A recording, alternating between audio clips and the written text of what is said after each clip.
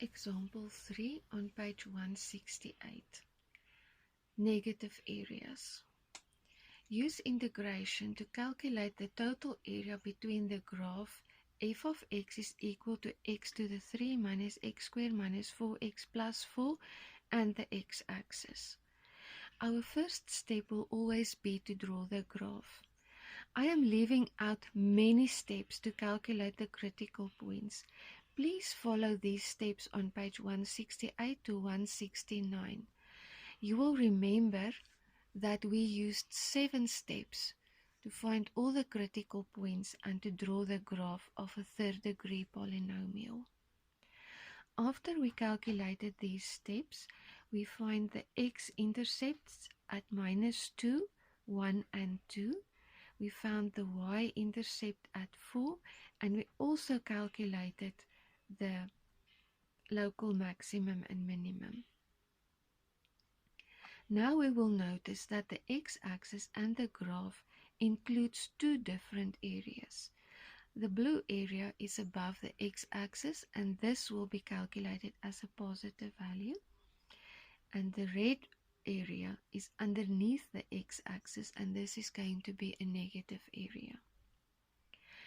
We will show one representative strip of the total area, and this can be done at any place within the interval given. So we will indicate it by delta x and the coordinates of the representative point xy.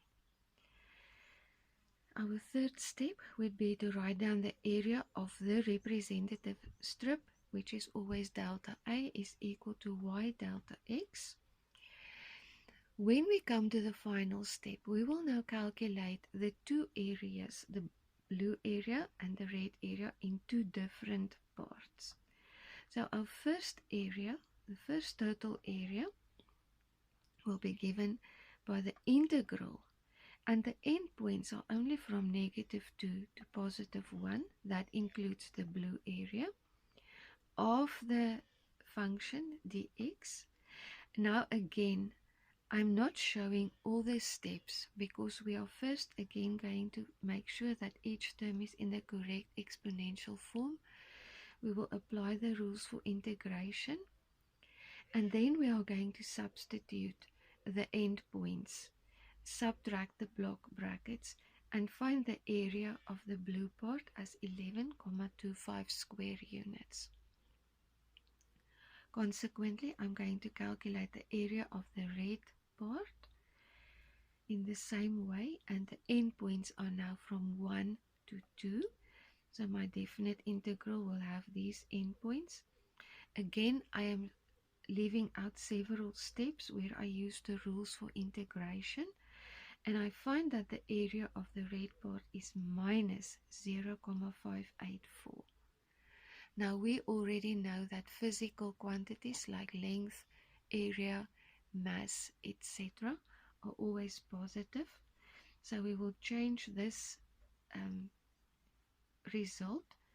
We will just change the sign to make it positive 0,584. And the total area enclosed by the graph and the x-axis, we will add these 2 values together, and the answer is 11,834.